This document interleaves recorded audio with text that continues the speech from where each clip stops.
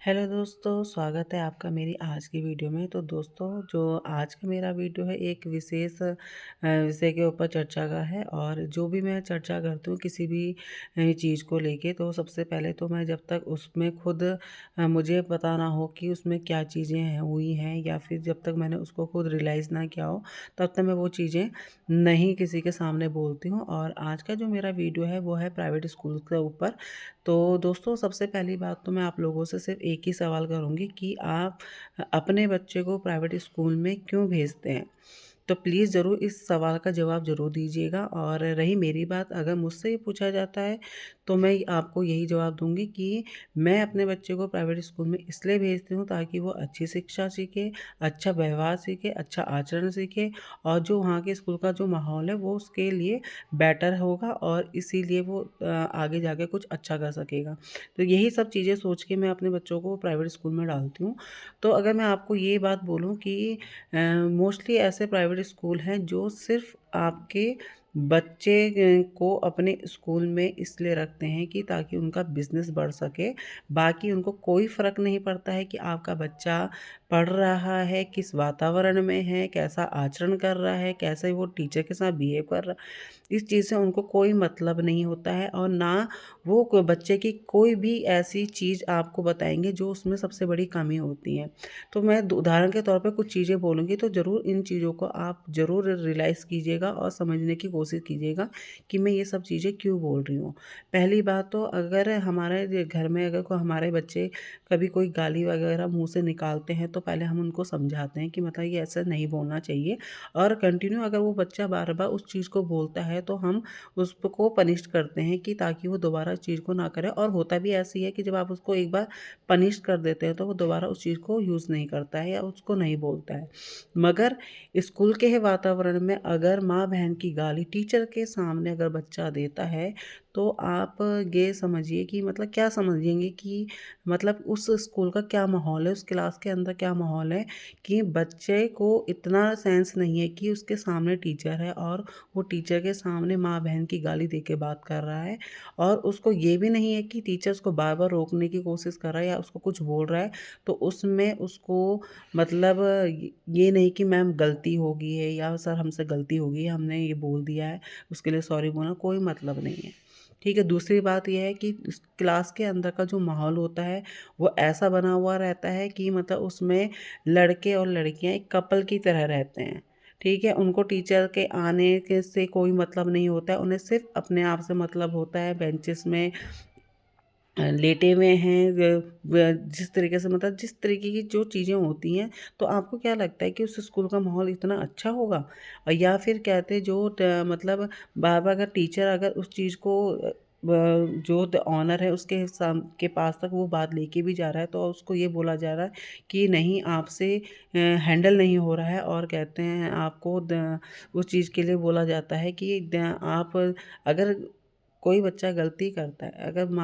अगर किसी टीचर के सामने किसी बच्चे ने अगर माँ-बहन की गाली दी है, अगर उस टीचर ने उसके अगर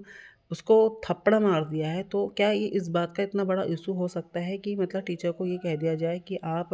स्कूल से जा सकते हैं और आपको हम अपने स्कूल में नहीं रख सकते हैं। तो कम से कम आपको टीचर की बात भी सुननी चाहिए और उस बच्चे को भी आके बुलाना चाहिए कि जो ये मैटर हुआ है, वो क्यों हुआ है। ठीक है? तो ये इस तरह की जो छोटी कि हम ब्लेम क्या करते हैं कि मतलब इसमें ब्लेम ये होता है कि टीचर ने बच्चे को मारा क्यों?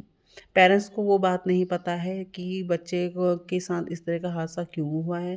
और किस तरह का आपके बच्चे का नेचर है, वो इस क्लास में किस तरीके से बिहेव करता है, उससे कोई मतलब नहीं है। क्यों नहीं है? अगर आपका बच्चा गलती कर रहा है, कि आपको पता नहीं होनी चाहिए कि आपके बच्चे ने क्या गलती करी है, या आपको बच्चे की कुछ प्रॉब्लम पता नहीं होनी चाहिए कि आपके बच्चे में क्या प्रॉब्लम है? तो ये सब चीज़ें कौन बताएगा? अगर स्कूल में ये घटना हो रही है, तो स्कूल वालों की ज़िम्मेदारी बनती है कि वो आप तक ये चीज़ें पहुँचाएँ कि आपके बच्चे में ये कमी है, ये आपका बच्चा इस तरह का वातावरण करता है। तो वहाँ पर बच्चे में को सुधारने के लिए या उसकी इस चीज़ को उसके व्यवहार से निकालने के लिए तो उस कुछ ना कुछ तो ऐसा किया जाना चाहिए कि वो बच्चा आगे से इस तरह की हरकत ना करे। अगर आप बच्चे के सामने ही टीचर की कोई वैल्यू ही नहीं रख रहे हैं, तो वो बच्चे क्या रिस्पेक्ट करेंगे अपने टीचर्स की। तो मैं यह भी बोलना चाहती हूँ कि मतलब आप थोड़ा ये सोच के अपने बच्चे को डालिए कि आपका बच्चा जिस स्कूल में भी जा रहा है, वहाँ का माहौल कैसा है। अगर माँ-बहन की गाली चल रही है, तो क्या वो स्कूल है, कहाँ उसको अच्छी शिक्षा मिल रही है, कहाँ उसको अच्छा व्यवहार मिल रहा है, क्या वो आदतें सीख रहा है। बच्चे वहाँ पे मतलब अपनी मन-मर्जी के बने हुए हैं कि मतलब किसी की लड़की के साथ कैसे भी बैठे हुए हैं, लड़की लड़के के साथ कैसे भी बैठी हुई है, तो टीचर को कोई इन्वॉल्व नहीं करना चाहिए। तो ये क्या मतलब होता है? हम क्या अपने बच्चों को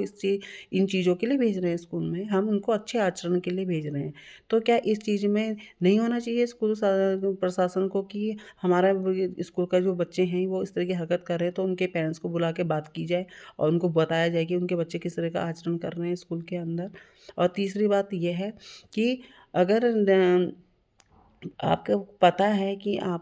आपके स्कूल में ये सब चीज़ें चल रही हैं, तो आपको उसको मतलब कम करने के लिए, उसको हटाने के लिए कम से कम ऐसे रूल और रेगुलेशन तो बनाने चाहिए, ताकि एक बच्चे को देख के दूसरा बच्चा वो गलती ना करे, उस तरह का आचरण ना करे, उस तरह की हरकत ना करे। क्या होता है कि जो हम सोचते हैं ना कि इस बच्चे ने मतलब किसी दबाव में आके ऐसा कर दिया है या टीचर ने उसको मारा तो उसने ऐसा कर दिया है। ये बहुत गलत बात है कि वो ब्लेम टीचर के ऊपर जाता है, मगर आप ये नहीं देख रहे हैं कि जो इनोसेंट बच्चे होते हैं, ठीक है? जो इनोसेंट बच्चे होते हैं वो ऐसे जो मतलब तेज़ बच्चे होते हैं उनके उनके साथ जब वो इस तरह का आचरण करते हैं, उनको गाली-गलौज कर रहे हैं या उनके साथ कुछ मतलब गलत संकेत वाले ले एक्शन कर रहे हैं और कुछ इस तरह की बातें बोल रहे हैं, तो अगर बच्चा कंप्लेन कर रहा है, तो कम से कम उस बच्चे की कंप्लेन सुनकर उसको इग्नोर ना करके उन अदर बच्चे पे एक्शन लिया जाना चाहिए, उसके पेरेंट्स को बुला के बात बतानी चाहिए। अगर ऐसा नहीं होगा तो हर इनोसेंट बच्चा वो करने पे मजबूर हो जाएगा जो उसे नहीं करना चाहिए। और इसमें स्कूल प्रशासन का बहुत बड़ा योगदान होता है कि वो इस तरह के माहौल को जानते हुए भी उस पे कोई एक्शन नहीं लेते हैं, इतने रूल रेगुलेशन नहीं बनाते जिससे बच्चे सुधरे या ना सुधरे उनको